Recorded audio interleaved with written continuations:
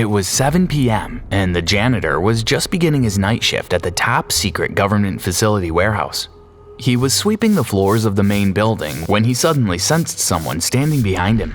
The hairs on his neck stood up on end, and he suddenly felt very afraid. He turned around and saw a strange-looking creature before him. I say before him, it was actually floating about half a meter from the ground, its body swaying back and forth. He didn't wait around to see what it wanted with him. He ran as fast as he could out of the building and all the way home. When he got home, he called his bosses to report what he had seen, but they just laughed it off. They told him he must have imagined it. It was a few hours later when he heard a knock at the door. His nerves were still on edge and he jumped at the sound.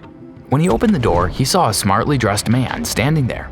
The man showed him his identification, and he was an agent with the Foundation. He asked the janitor if he could describe exactly what he had seen at the government facility. The agent then asked the janitor to take him to the warehouse. When they got there, they both entered the main building. A few seconds later, they both sensed something behind them. The agent pulled out a walkie-talkie and spoke into it. Back up, back up. Foundation personnel needed at warehouse number 9 to help contain an unknown entity. But then his voice was cut off as the creature pounced. Welcome back to SCP Exposed. Before I go on, please make sure you subscribe to the channel so you don't miss out on any creepy SCP stories. Today we bring you Keter class object SCP-5031. SCP-5031 is a non-sapient quasi-humanoid. It is a strange-shaped creature with an abnormally small head and virtually no visible neck. Its elongated torso measures 1.9 meters, and it has 3 lower arm limbs bracing out from each of its elbows. The bottom of its pelvis ends abruptly in a crescent-shaped protrusion, made up of bone tissue, the lower edge of which is blade-like. The creature levitates approximately 0.5 meters above the ground. When directly observed, it will temporarily cease to exist until the viewer stops observing the space that it formerly occupied. However, traces of its existence, such as scratch marks or bloody trails, do continue to exist when SCP-5031 does not. Although video and photography equipment are unable to capture its appearance, observing its shadow does not cause it to cease existing. Therefore, we have been able to determine its physiological characteristics from its silhouette. While the creature has no nutritional needs, it will nevertheless hunt and consume any human or animal it encounters by using its pendulous lower body to down targets. SCP-5031 does not sleep and is incapable of expression or verbal communication. The creature has been contained in an airtight iron cell in Biosite 59 for more than 10 years. The structure has been checked on a bi-weekly basis for any imperfections. During the last 10 years, there has been no interaction with the creature. On the 14th of February 2018, senior researcher Stanley Huxtable took on the role of HCL supervisor for SCP-5031. He began corresponding with site director Yosef Mostafi in order to elucidate research progress. The following is a selection of relevant correspondences between the two. I have no idea who wrote this, but there's a lot I'd like to say to them. I am not a fan of abandoning a living creature inside a metal box for 10 years, no matter how pragmatic it may be. Stanley Huxtable wrote about his initial impressions. It's difficult to fathom that such things were considered the norm a decade ago. Have you ever heard something scream from behind 10 inches of iron for hours on end? When I do my redraft, remind me to add anomalous resistance to hoarseness somewhere in the description. I'd like to run some tests that require exposing SCP-5031 to certain stimuli. On the 8th of March, Stanley Huxtable began round 1 of his testing with sounds. I installed speakers in the containment vestibule and played various albums of natural ambience and popular music. The creature's propensity for screaming worked as a convenient way to measure its stress levels. 100% would be considered its typical screaming over 48 hours, and 0% would be no screaming at all. Both volume and duration were recorded. Huxtable found that music served a slight decrease in stress levels in the creature. Further experiments are currently undergoing. On the 22nd of March, Huxtable began round 2 of testing. This was concerning the creature's ability to play. When he threw a softball into the enclosure, the creature sliced the ball in two.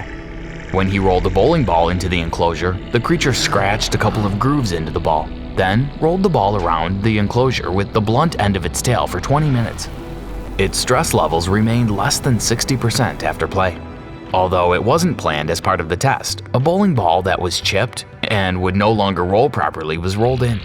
The creature's stress levels increased to more than 115%. When a replacement bowling ball was provided, its stress levels fell back to around 40%. Finally, a basketball was tossed into the enclosure. SCP-5031 picked it up and played with it. The creature's stress levels remained at less than 20% after play. After the completion of Round 2 testing, Huxtable concluded that SCP-5031 had begun to use its hands to play with the basketball, possibly to avoid accidentally damaging it. Its motor skills were comparable to that of a toddler. The creature still preferred the bowling ball for kicking. On the 5th of April, Round 3 testing on foods began. SCP-5031 was given the choice between two potential food sources placed at opposite ends of the enclosure. The results were as follows. When a human corpse was offered together with a pig carcass, the creature chose the pig carcass. Between a pig carcass and a chicken carcass, it opted for the pig carcass. Next, a pig carcass was offered with a rotisserie chicken. It chose the rotisserie chicken. When a live chicken was put in the enclosure with a rotisserie chicken, it again opted for the rotisserie chicken. Finally, a roasted turkey was placed in it with a rotisserie chicken. SCP-5031 chose neither of them. It was presumed that its appetite was sated. The final conclusion drawn after Round 3 of testing was that whilst it was true that the creature didn't necessarily need to eat, feeding it regularly had caused a marked decrease in average stress levels. Stress reduction appeared to scale proportionally with the quality of food provided. Also noted was that the creature preferred to use its tail to pry and cut meat into bite-sized portions, rather than rip the meat into chunks with its teeth or hands. The Round 4 tests on coexistence began on the 12th of April, the summary of which is as follows. In the first test, SCP-5031 was fed until sated. A live subject matter, the common chicken, was introduced to the enclosure. The creature observed the subject from a distance for several minutes and then rolled a bowling ball toward the subject at high speed. The chicken was killed instantly. SCP-5031's stress levels rose immediately and drastically. In the second test, a live common chicken was once again introduced to the enclosure, but this time the bowling balls were removed. SCP-5031 was fed until sated. This time, the creature gently rolled a basketball toward the subject. The ball hit the chicken lightly. The chicken responded with a small cry and moved away. SCP-5031 did not engage with the subject any further. In the third test, the creature was fed until sated. A live subject matter, Class D, was blindfolded and then introduced to the enclosure. It was instructed to sit and roll the basketball forward, then wait until it came back and roll it away again. The subject and the creature successfully rolled the ball back and forth several times. The creature eventually abandoned the activity and approached the subject. As per safety protocol, the subject removed their blindfold to terminate the activity. In Test 4, the creature was fed until sated. Once again, live subject matter Class D was introduced to the enclosure. This time, the subject was instructed to toss a tennis ball at the wall, let it ricochet behind them, then catch and repeat. The creature stood behind the subject and successfully engaged in a game of catch, mimicking the subject's action of letting the ball ricochet against the wall. The final conclusion was that SCP-5031's motor skills appeared to be rapidly improving. The Round 5 tests on symbols began on the 16th of May. 5 LCD displays were fitted into the wall of SCP-5031's enclosure, each with a lit button and a food dispenser underneath it. In the first test, 2 stations were activated. On screen, one was displayed the image of a rock. Its button dispensed rocks. Screen 2 displayed the image of a rotisserie chicken. Its button dispensed pieces of chicken. The creature poked at the image of a chicken for a few minutes and eventually hit the button. Chicken was then dispensed until the creature was satisfied. In the second test, the screen displayed and the materials dispensed were swapped. The creature hit the button it had hit the previous day and received a rock. It then went to the other screen and hit the button to dispense chicken. In the third test, the screen displays and materials dispensed were swapped back to their original positions and set to swap again at random intervals after the first distribution. SCP-5031 went directly to the button next to the image of a chicken. It experienced apparent confusion after the first mid-distribution swap. but quickly learned to watch the images. In Test 4, 3 more stations, screens, buttons, and dispensers were activated. 4 stations displayed the word rock and dispensed rocks. 1 station displayed the word chicken and dispensed chicken. The arrangement was set to change randomly several times over the following days. Through trial and error, the creature determined which station dispensed chicken. The creature subsequently went to the station marked chicken whenever the displays were swapped. In the 5th test, only the letters chicken were displayed. Wooden blocks were positioned so that the creature could spell out the word. An hour passed and the creature still had not figured out how to dispense the chicken. It hit the wall with its tail in anger. Then, once it realized the wooden blocks could be pushed down, it successfully assembled the word chicken. Huxtable wrote to Yusef and told him that he had concluded that SCP-5031 could learn language. On the 29th of August, the round 6 tests on vocabulary began. Huxtable wrote that SCP-5031 had learned to use letter blocks to form many words, including tofu, beef, bread, Mozart, volume, silence, basketball, cat, dog, human, and alone. Huxtable concluded that through its increased vocabulary and human interaction, SCP-5031 had made much cognitive and physical progress. The Round 7 testing on activities began on the 5th of October. In the first test, Huxtable introduced a table, some paper and crayons into the enclosure. The live subject, D52125, was instructed to demonstrate drawing for the creature.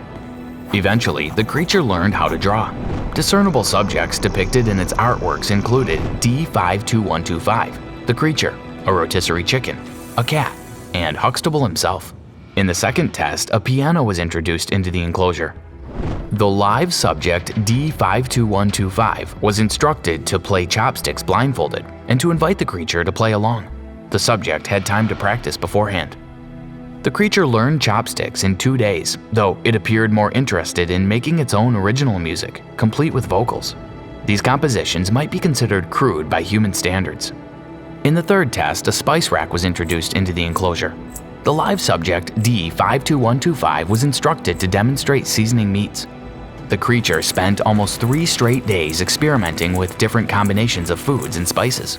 The creature assembled the words more with its letter blocks after running out of garlic powder.